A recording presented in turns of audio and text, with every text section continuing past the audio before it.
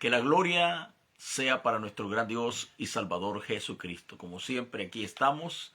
Algunas veces nos ausentamos, pero no es por querer, sino porque tenemos algunos compromisos y dejamos allí 1 o 2 días de no compartirles la palabra del Señor. Pero aquí estamos para poder llevarle a usted una reflexión de la palabra del Señor. Y quiero hablarle las verdades que aquí están.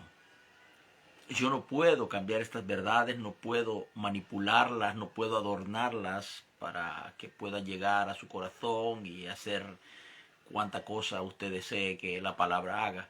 Una cosa sí estoy seguro, que cuando tenemos un corazón necesitado y un corazón receptor, esta palabra es eficaz en nuestra vida.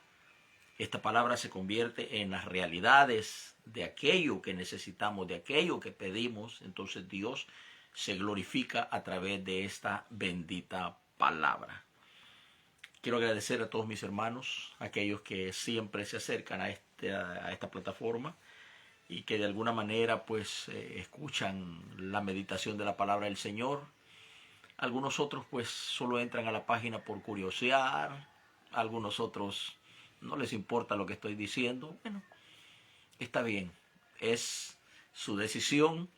Muchas veces nosotros miramos el Evangelio como la mejor oferta, ¿sí? Este grita más, aquí me quedo, este ofrece más, aquí me quedo, este me gusta su carisma, aquí me quedo, ¿verdad? Entonces, de todo hay en este sistema cristiano actual. Bendito sea Dios.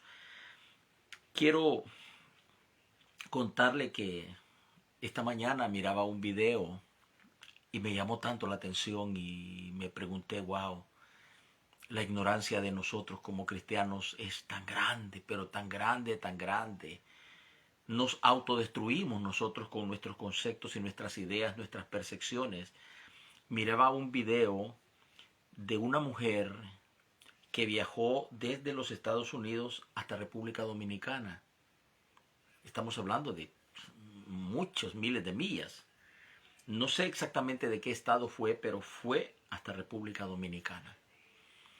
Allí hay una iglesia grande, me imagino, que donde predica este Juan Carlos Arrigan, es un hombre de color.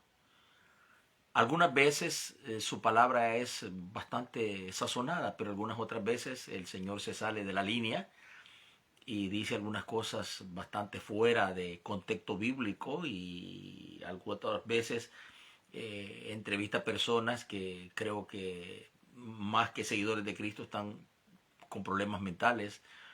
Entonces, esta mujer viaja desde los Estados Unidos hasta República Dominicana y la está entrevistando el mismo pastor y le está preguntando, bueno, ¿usted vino de determinado lugar? Sí, he venido con mis hijos.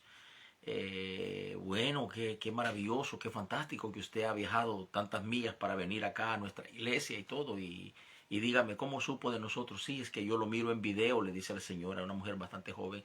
Yo lo miro en video y sentí en mi corazón que tenía que venir acá a su iglesia para que usted orara por mí.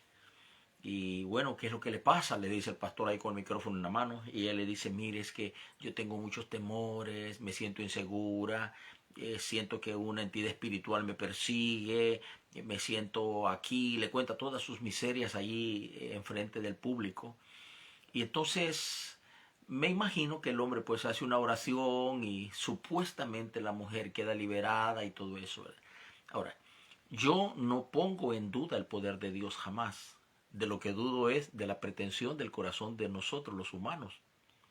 Porque nosotros los humanos tenemos, sobre todo los predicadores, porque el mundo secular no importa. Ellos pueden ser presumidos de aquí al planeta más lejano de nuestra constelación. Sin embargo, los cristianos debemos de saber perfectamente que Dios no trabaja con un corazón presuntuoso, con un corazón que presume cuando verdaderamente Dios no está allí en ese corazón.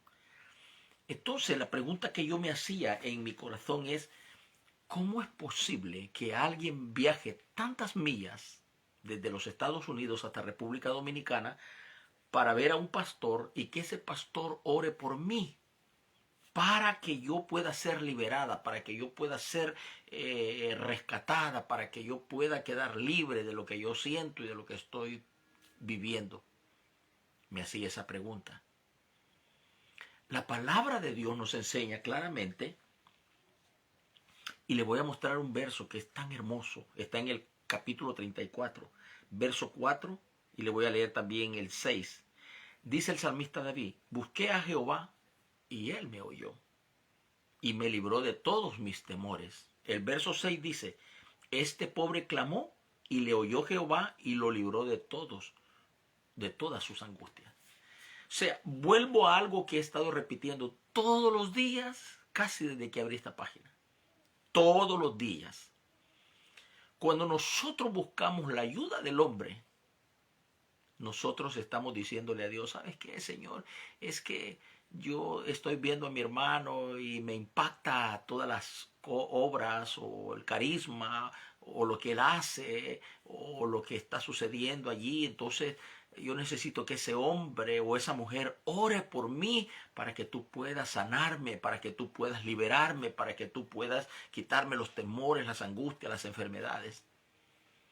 ¿Sabe cómo se llama eso? Eso se llama depender del humano. ¿Y sabe cómo le cae esto a Dios? En desagrado total. En desagrado total. Y le muestro a través de la Escritura lo que sucedió en el caso del rey David. David, me imagino que estaba ahí pensando pelear contra determinada nación. Entonces David exactamente no sabía cuántos hombres con capacidad de guerra él tenía dentro del territorio. Llama a su más alto general y le dice: mira, quiero que vayas y hagas un censo de todos los hombres que pueden sacar espada y todo. Entonces, mire aquí, un hombre que está alabando a Dios 7 veces al día, un hombre que tiene su altar propio para adorar a Dios, lleva un becerro, lo sacrifica, le ofrece la sangre del becerro. Ahí está el salmista David componiendo salmos para Dios, cantándole a Dios. Bueno, sin embargo, un general que no tiene nada más que esa visita allí dentro de la Escritura, no aparece en otros libros, le dice: mi señor, no haga esto. Pero claro, él era un general, no podía él rechazar la orden del rey David, y le dice: vete de todas maneras y haz lo que yo te digo. Perfecto, el hombre se fue, quizás entristecido en su corazón, quizás allá en el interior de su corazón diciendo: bueno, ojalá que el Señor no castigue al rey, porque pues esto no me parece bien, no está correcto esto. El hombre se tardó casi un año yendo por los pueblos y censando. Cuando ese hombre regresó, le dice al rey: bueno, aquí tengo tantos hombres que sacan espada, que están listos para la guerra, solamente necesitan preparación, etcétera, etcétera. ¿Sabe cuál fue la consecuencia de eso? La consecuencia fue que Dios empezó a destruir al mismo pueblo. La Biblia dice que allí estaba el ángel en dirección de la era de Ornán, quizás era como una loma o un cerrito. Allí estaba el ángel con su espada. Y posiblemente en todo el interior del pueblo se había desatado una epidemia de muerte. Y ya iban 70,000 seres humanos muertos. David dijo: el pueblo se va a acabar, Dios va a acabar al pueblo. Entonces se fue allá donde Ornán, que era el dueño de esa propiedad, y le dice a Ornán: véndeme esta era, véndeme la leña, véndeme los bueyes, los voy a sacrificar aquí mismo y voy a ofrecer un sacrificio a Jehová. Claro, Ornán era un hombre piadoso, temeroso de Dios, y le dijo: no, Señor, tome los bueyes, tome la leña, tome la era y ofrezca sacrificio a Jehová. Y David hizo eso, ofreció sacrificio, Dios aceptó el sacrificio, pero ¿sabe cuál fue el pecado? El pecado fue la autosuficiencia. David consideró que al tener un ejército superior, un ejército bien entrenado, podía ganarle a los enemigos. Él se olvidó que antes de él existió un hombre que se llamó Gedeón. Traía 30,000 hombres para la batalla, pero Dios le dijo: no quiero 30,000, con 300 hombres. Ganó la batalla Gedeón. ¿Qué le parece? 300 o 30, bueno, por ahí tiene que andar rondando. Pero lo que sucede es de que cuando nosotros ponemos la confianza en el hombre, le estamos diciendo a Dios: Señor, sí, pero es que yo estoy viendo a mi hermano. A ti no te puedo ver.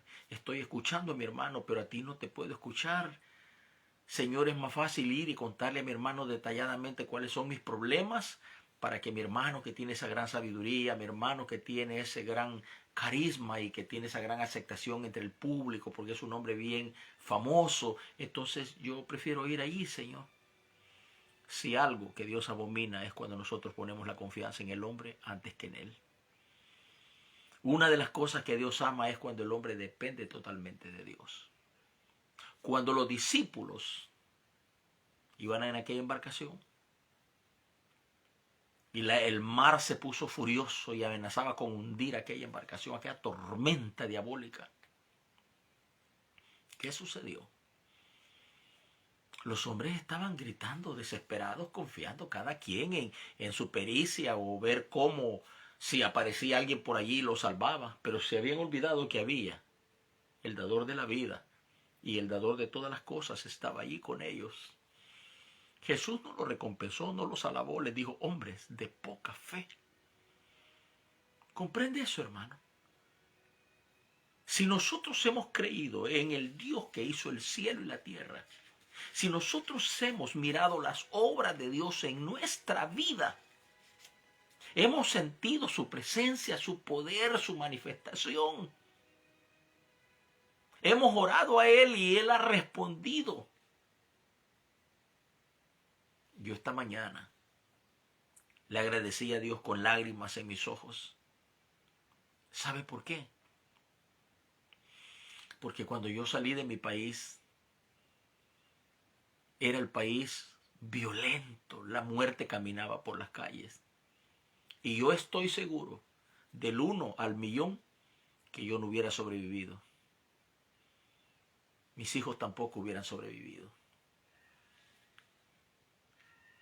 Y Dios me trajo. Me sacó con todo y la familia para esta nación, para protegernos, para bendecirnos, para que ellos y sus hijos tengan un mejor futuro en esta vida humana. ¿Cómo no voy a creer en Dios? ¿Cómo no voy a confiar en Dios? ¿Cómo no voy a alabar a Dios?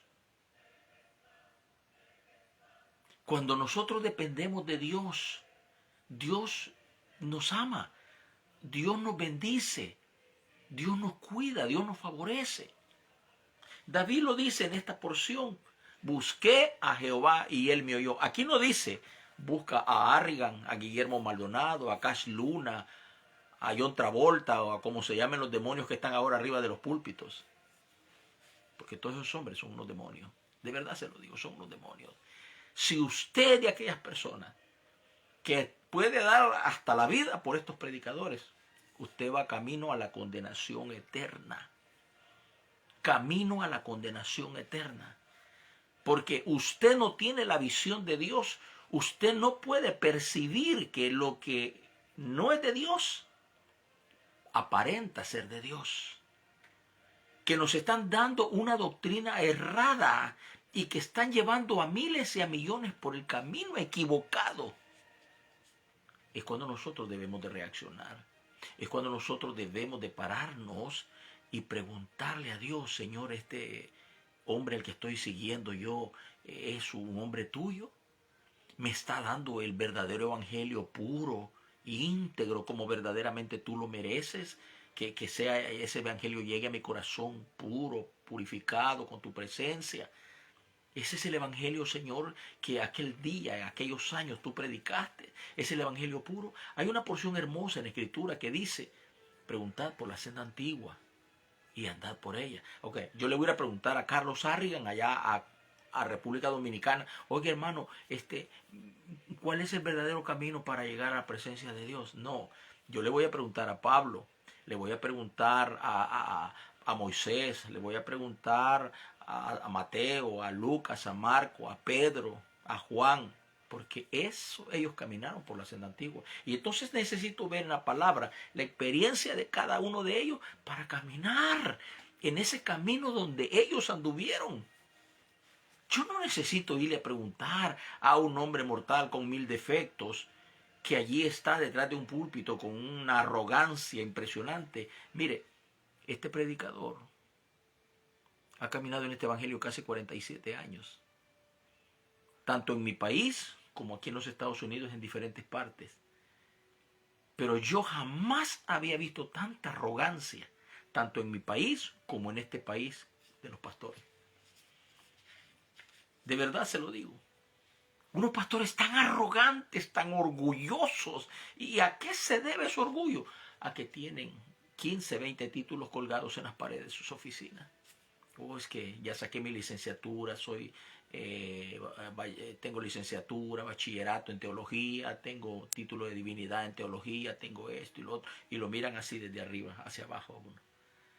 Es más, no le dan ni la ofrenda. No están a la hora del culto cuando usted está predicando como predicador invitado. No lo hay. Porque ellos están en su oficina. El mensaje que usted lleva no es para ellos. Es solamente salir de un compromiso, prestarle el púlpito para que usted, pues, ¿verdad?, diga lo que quiera decir. Siempre recuerdo esa experiencia triste que me pasó en la iglesia El Camino, creo que era de las Asambleas de Dios en la República del Salvador, en la colonia Escalón. Fue una experiencia terrible. Jamás en mi vida me imaginé que iba a ser prácticamente humillado de esa forma.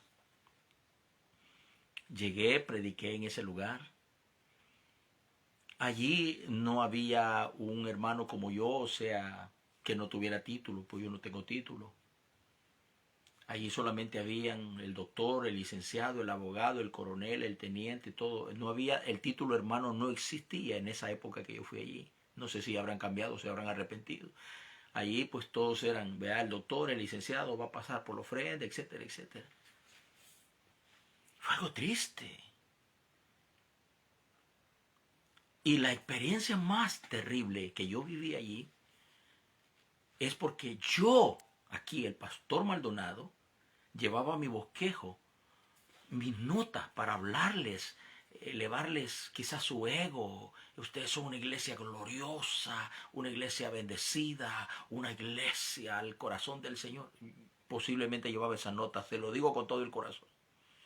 Porque la hermana que había hablado por mí con el pastor me había dicho, pues ahí solo llegan personalidades, hermano, o sea, ¿verdad? Pues imagínese el escalón, etcétera, etcétera, ¿no? Entonces eso penetró en mi mente y yo como humano, débil, frágil, quería congraciarme con la gente. Pero la Biblia dice que los caminos de Dios no son los mismos caminos del hombre. Cuando yo subo al púlpito, abro mi Biblia, ahí está el papel, el bosquejo. Sentí un viento como que me soplaron del lado aquí, de mi lado derecho, sobre la Biblia y se movieron las páginas y voló. El bosquejo cayó en la pared y se fue a un lado de la tarima. Yo en ese momento quedé confundido, yo no hallaba qué hacer ni qué decir. Entonces, allí en mi confusión y todo, yo lo único que pude pensar es, bueno, hermanos, vamos a orar, pues démosle gracias a Dios antes de la predicación. Y en ese momento el Señor me dice, abre tu Biblia y solo pon tu dedo. Ahí está el Dios creador del cielo y la tierra, que no le miento. Pon tu dedo y donde tu dedo se pose en mi palabra, allí quiero que prediques. Ay, Dios eterno. Fue una cosa impresionante que no se la puedo describir. Y me lleva el Señor allá por el capítulo 9, si no me equivoco, entre 8 y 9 de Ezequiel, donde el Señor trae al profeta desde el exilio, desde Babilonia, lo trae hasta Jerusalén y lo pone en el templo, en la entrada principal que daba hacia el lado norte, etcétera, etcétera. Y dice, y ahí estaba la imagen del celo en la entrada. Y yo, Padre Santo, pero créamelo, se lo digo de todo corazón. Yo no sabía ni por dónde comenzar, no sabía ni qué era la imagen del celo, no sabía ni qué era nada, yo no entendía nada, mi mente era un ciclón internamente. Pero cuando yo miro esa palabra de Dios y empiezo a entender por el Espíritu de Dios en mi corazón que la imagen del celo en la entrada del templo, nosotros somos templo, ¿cierto o no? Tenemos espíritu, alma y cuerpo, ¿cierto? El templo antiguo, el templo real, material, de hecho de roca, ¿cierto? Tenía el atrio exterior, el lugar santo y el lugar santísimo, ¿cierto? Entonces, entiendo yo que la imagen que estaba allí, el Señor me dice al corazón, La imagen es el orgullo del humano hacia mí. Por eso yo no puedo entrar a sus corazones, no puedo entrar a sus vidas. Y ellos caminan como ellos quieren, como ellos piensan, como ellos imaginan. Y como mi poder no está en ellos, entonces presumen desde el púlpito que le creció la mano, le salió el dedo que le faltaba, no miraba, ahora mira. Este señor venía en muletas, ahora se ve en silla de ruedas. Hay una gran diferencia, ¿no es cierto? ¿Sí? Entonces, empiezo a entender que la imagen del celo es el orgullo. ¿Y qué es el orgullo? Hay algunos hermanitos que dicen en la iglesia, yo me siento orgulloso, hermano, de ser cristiano. No diga esa palabra, hermano. Se lo voy a decir así un poco cómico. El orgullo es un demonio sentado en el centro de su corazón, mire, manejando su vida. A la derecha, a la izquierda, tienes que obedecerme, así. Compórtate orgulloso, ya eres alguien, ahora eres un gran predicador. Mira cuánta gente te está viendo. Wow, mira, los hermanos te aplauden, están atentos a cuando tú vas a hacer una transmisión. Wow, y todos hablan de ti, ¿sí? Y todos presentan tu campaña y todo lo que dices tú la gente lo aplaude porque eres un gran instrumento en las manos de Dios. Así habla el diablo. Y le habla a su frágil corazón. Y por eso es que tenemos tanto demonio arriba de los púlpitos, engreídos, soberbios y orgullosos, vanagloriosos. ¿O estoy equivocado? La Escritura dice claramente, Pablo, que los hombres de los últimos días, y no se está refiriendo a los impíos, porque esos son otra historia aparte, se refiere a los hombres dentro del círculo cristiano evangélico, serán amadores de sí mismos. ¿Y sabe usted lo que quiere decir amadores de sí mismos? Que no hay lugar en el corazón para este tipo de hombres, ni para Dios, ni para sus semejantes. Porque ellos son amo, rey, dueños de su vida. Ellos tienen su propio altar en su propio corazón y se idolatran. Ese es el gravísimo problema, ¿sí? Por eso la iglesia está carente de poder. Por eso la iglesia está carente de hombres que verdaderamente estén comprometidos con Dios. Hoy estamos comprometidos con el dinero, con la sociedad, con los miembros. Si el miembro me pide a mí como pastor que le haga un becerro de oro para adorarlo, se lo tengo que hacer. Porque si no se va de la congregación, es el que más diezma, es el que más ofrenda. Claro que sí, Señor. Y Dios me dice, esta gente está llena de orgullo. Háblales. Y empiezo a tocar el tema del orgullo y empiezo a ver las caras. Se miraban unos para otro lado, como que se les estaba acabando el título de doctorado, licenciado, abogado. Y después el Señor le dice al profeta Ezequiel, cava un hoyo en la pared y entra y lo lleva a la segunda recámara. ¿Qué había en la segunda recámara? Dice que estaba pintado de animales abominables aquellas paredes. Todo tipo de animal inmundo adentro del templo del Señor. ¿Sabe usted lo que significa eso? La idolatría. Pastor, discúlpeme, allí usted se equivocó. Porque yo ya no adoro ídolos como los adoraba antes cuando estaba en la iglesia católica. No, y el ídolo que lleva adentro, que se llama su yo, ¿acaso no lo adora, no lo idolatra, su personalidad? Mire cómo subimos a los púlpitos impecables. Mire todo lo que hablamos. Mire todo lo que hacemos. Y yo le pregunto, ¿cuánta será la vida de intimidad que estos hombres tienen con Dios? Serán hombres que pasan horas delante de la presencia del Señor y que cuando se levantan de allí suben al púlpito. La unción de Dios va detrás de ellos, sobre de ellos, para hacer maravillas y milagros. Pablo dijo en una oportunidad, yo no he venido con palabras persuasivas ante vosotros, sino con señales y prodigios del Espíritu Santo. Qué maravilloso, ¿no es cierto? Emanaba el poder de ellos y no andaban, no, era un poder que estaba en ellos. Pedro era un hombre soberbio en los días de que andaba con Jesús, pero después de aquel impacto cuando negó a Jesús y después del día de Pentecostés, la gloria de Dios reposaba en la vida de Pedro. Y dice la palabra que la sombra, cuando pasaba la sombra de Pedro, los enfermos eran sanados. Bendito sea Dios. Ahora no tenemos esa gente. Dios me guarde. La iglesia se desintegraría y la gente viajaría de todas partes del mundo para venir a seguir al pastor Maldonado porque la sombra de él sana. Dios eterno, por eso es que Dios no nos confía tanto poder. Por eso, porque prácticamente haríamos pedazos el evangelio del Señor, ridiculizaríamos el sacrificio de Cristo, humillaríamos el sacrificio de Cristo hasta lo máximo, porque nosotros nos pondríamos como dioses. Esto es lo más terrible que está sucediendo en nuestro tiempo actual, en nuestro momento. Lo que pasa es de que las personas son tan ignorantitas de su cabeza y eso es porque la palabra de Dios la tienen así como, a ver si me la puede explicar, pastor. Pastor, a ver si puede orar por mí. Pastor, mire, ¿qué consejo me da usted? Yo no digo que un pastor no le puede dar consejo a un miembro o que no puede orar, ¿cómo no? Pero depender, poner su preciosa alma en la vida de un ser humano, eso es lo más terrible que puede existir. Es lo más terrible que puede existir. Porque eso se llama autosuficiencia. Usted está confiando en usted mismo y está confiando en el hombre. El hombre falla. La Escritura dice en el libro de Jeremías, maldito el que confía en el hombre. ¿Sí? Maldito el que confía en el hombre. Usted ha leído aquella historia que está, si no me equivoco, por las Crónicas o los Reyes. No recuerdo en qué capítulo está. Pero dice que el profeta recibió la orden de Dios que fuera a amonestar al rey. Y el rey se burló de él. Y quiso bofetear al profeta y la mano le quedó entiesada, no la podía encoger. Le pidió, le suplicó al profeta que orara por su mano y Dios se la restableció. Pero Dios le había dado una orden específica. Le dijo, no te detengas en toda esta ciudad. Predica y pasa. No vayas a tomar agua ni vayas a comer en esta ciudad. ¿Te recuerdas? Entonces, ¿qué sucedió? El profeta se sentó allá cansado debajo de un árbol. Los hijos de un viejo profeta llegaron y le dijeron, papá, este hombre hizo esto y esto, ¿dónde está? Por ese camino se fue. Le pusieron el asno y pum, se montó y se fue. Allá lo encontró reposando y le dice, ¿tú eres el profeta que veniste? Oh, sí. Un ángel me ha hablado, le dijo, y me dijo que vinieras a mi casa para que comieras y bebieras conmigo. Vino el hombre, creyó en el hombre, vinieron a su casa del viejo profeta, comió y bebió, se despidió y se fue y adelante lo mató un león. El león también murió, ahí estaba a la par del cuerpo del profeta. ¿Sabe por qué?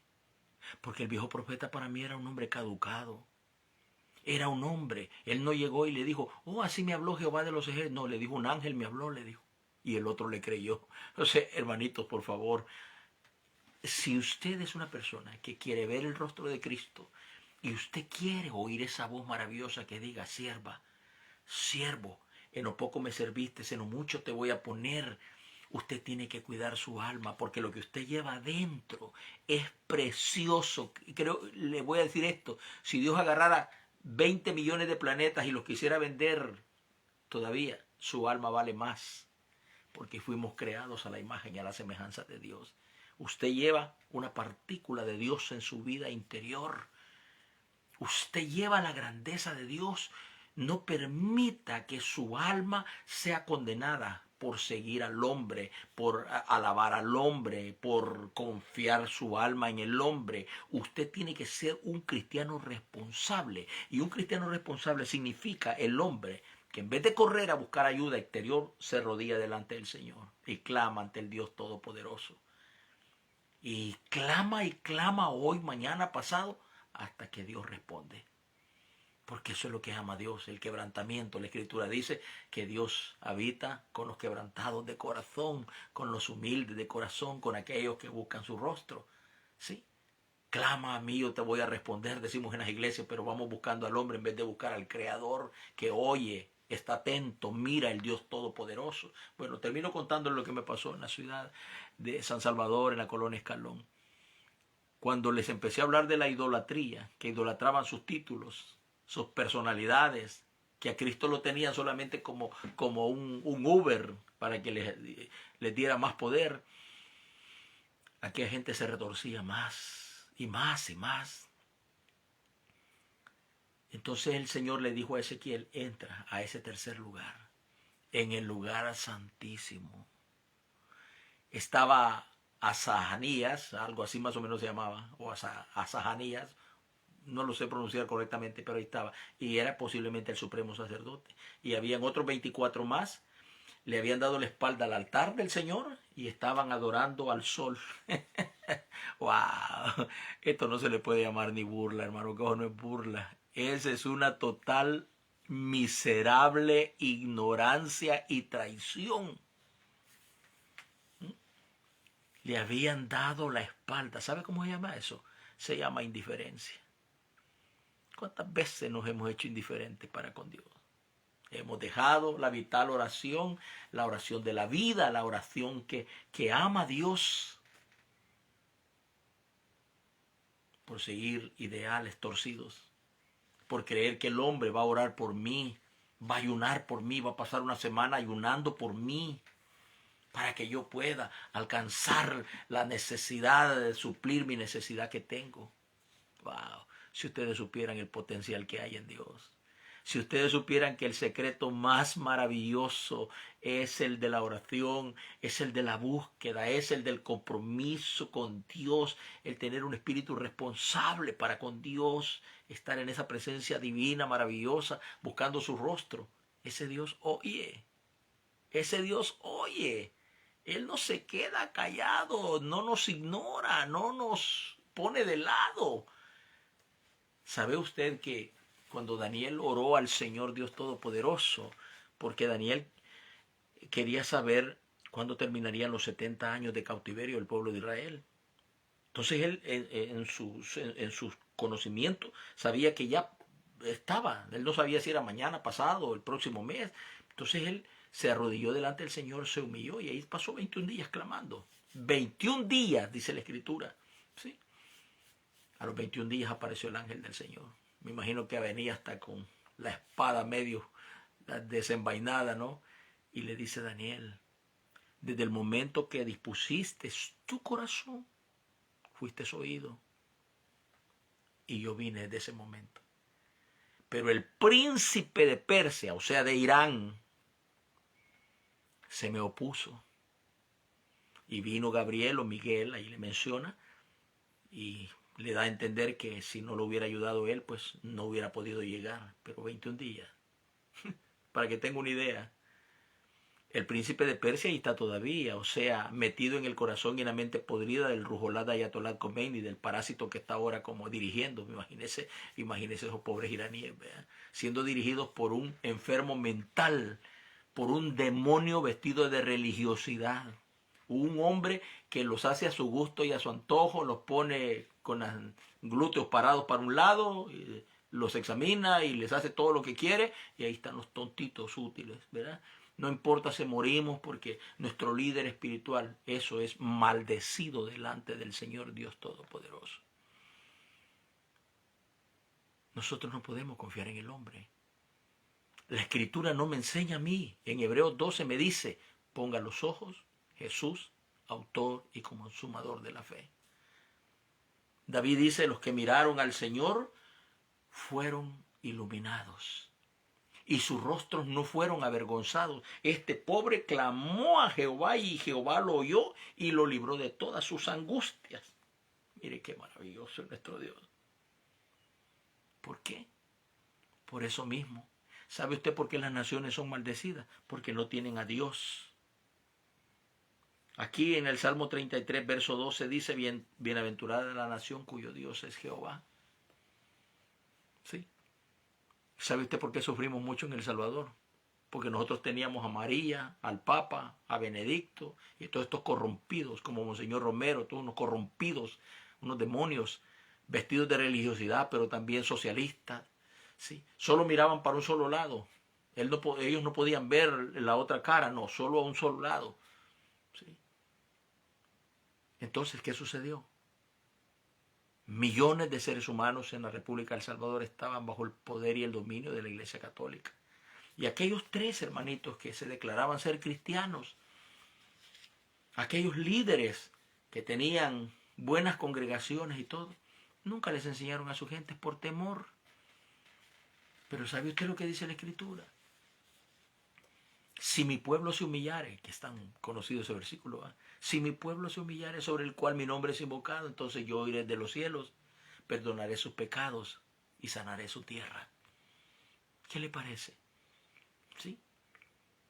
Yo no creo que lo que el país de El Salvador esté pasando en este momento sea porque los grandes líderes, ya sea de Asambleas de Dios o el gran Toby Junior o el Toby Senior, hayan hecho una obra maravillosa, porque estos eran parásitos. Parásitos, completos parásitos, interruptores de la verdad de Dios, se ponían a colar la verdad de Dios para poder enriquecerse. ¿Sí? Qué pena que hayan pastores en el escalón, miembros de Asambleas de Dios, que ganan 5,000, 8,000, 10,000 dólares por mes. ¡Ey! Descarados y miserables. Ni aquí en los Estados Unidos hay pastores que no ganan eso. Pero ustedes en un país pobre se enriquecen. Espérense en el día que peguen el último suspiro en esta tierra. A ver cómo les va a tocar ahí cuando se encuentren con la realidad. Viendo la miseria de sus gentes, pudiendo llevarle alimento al pobre, al necesitado, al hambriento, al angustiado, al que estaba afligido, al que no tenía ni para pagar la cuota de su casa, mientras ustedes tenían carros del año, lujos, aseguranzas. Nunca te conocí, obrador de maldad. Señor, pero yo saqué un título, era doctorado en divinidades, lo saqué en el Pacific Latin American, Señor. No me importa. Nunca supiste en tu corazón lo que era la humildad. Wow, wow, yo a eso le temo demasiado, completamente demasiado, porque esa palabra será tan terrible escucharla, ya no habrá más oportunidad. Por lo tanto, nosotros debemos de tener esa vida íntima con Dios, depender totalmente de Dios. Lo que necesites, Dios te lo va a dar. No dependamos del hombre. No busquemos la gracia del hombre. El hombre nos puede mentir, nos puede engañar. Yo sé que hay grandes siervos de Dios, hay grandes hombres de Dios que dan su vida por estas ovejas, que tienen un corazón bien íntegro para Dios. Pero aún así, Dios quiere que nosotros dependamos de Él, que podamos hallar su rostro y mantener una línea de comunicación permanente con Dios, para que Él pueda ir sanando nuestras heridas, quitando de nuestra cabeza conceptos, filosofías e ignorancias, para que podamos nosotros encontrar la verdadera paz. Que Dios le bendiga, que Dios le guarde a todos y cada uno de ustedes que han estado conmigo esta noche. Creo que hemos tenido bastantes hermanos. A Claudia, buenas noches Claudia, a Karencita Lucha Baires, a Oliver, al gran Oliver, a Jonathan, a Dani, a Omar Caballero, bueno, a todos los hermanos que he tenido conmigo esta noche. Gracias, gracias. Ya ve que la Escritura dice que donde 2 o 3 se congreguen, ahí está el Señor. Que Dios me los bendiga, estimados hermanos. La oración que Moisés pronunció sobre el pueblo de Israel, yo la pronuncio sobre su vida. Jehová te bendiga, Jehová te guarde y Él haga resplandecer su rostro sobre ti y ponga en ti su paz. Que Dios le bendiga.